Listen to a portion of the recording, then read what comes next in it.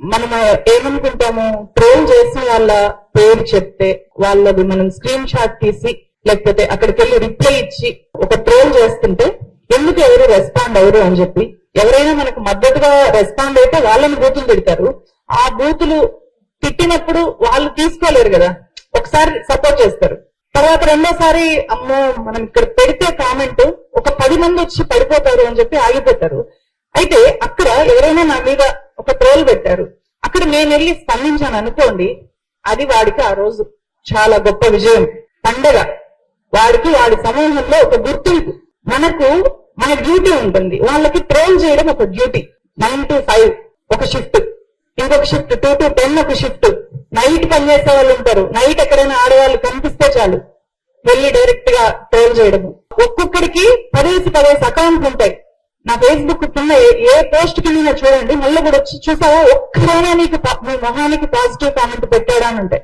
అవన్నీ copy paste ఏ ఐడియాలతో ఎన్నెన్ని copy paste మెసేజ్లు, దాని మీద వాడికి అక్షరాలు కూడా రావు, అన్ని స్పెల్లింగ్ మిస్టేక్స్. సో ఇది వాడు ఎవరైనా స్పందిస్తే, చూసారా స్పందించింది తులసి చెల్లి స్పందించిందిరా శభాష్ అని చెప్పి అక్కడికి వెళ్ళి నువ్వు గుర్తింపు పొందావు అని చెప్పి వాడిని హీరో చేస్తారు.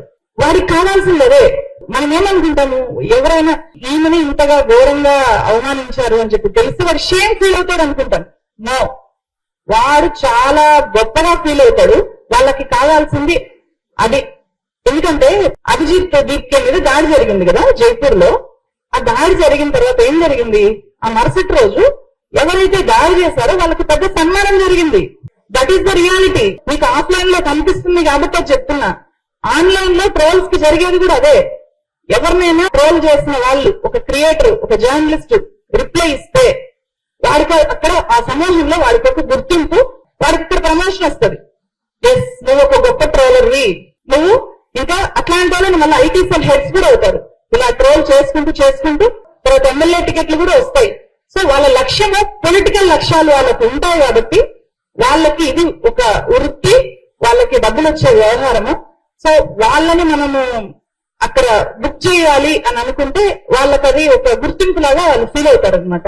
ఆ తర్వాత ఒక రాయి అయితే బాధపడతాము, పడుతూ ఉంటే ఏమవుతుంది, రాటు పేలిపోతాం. ఈ రోజు ఒకటి కాదు, 1000 మంది ఒకేసారి ట్రోల్ చేసినా ఏమన్నా కూడా ఏమి పట్టించుకోకపోగా ఒక్కొక్కసారి ఆ ట్రోల్స్ చూసి నవ్వుకుంటుంటా.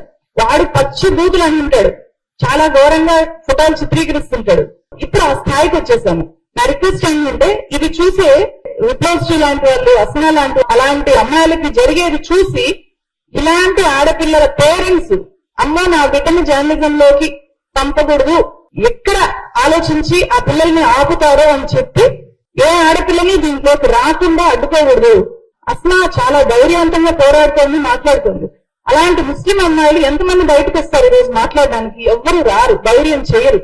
వీళ్ళు వాళ్ళకి ప్రతినిధులు. ఎస్, అసనా అక్క ఉంది, నేను వెళ్ళాలి, విప్లవశ్రీ అక్క ఫైట్ చేస్తుంది, నేను కూడా తనలాగా తయారవ్వాలని అనుకోవాలి. కానీ తన మీద ట్రోల్స్ జరిగింది కాబట్టి నేను ఈ వృత్తిలోకి వెళ్ళకూడదు అని చెప్పి అమ్మాయిలు ఆగిపోకూడదు.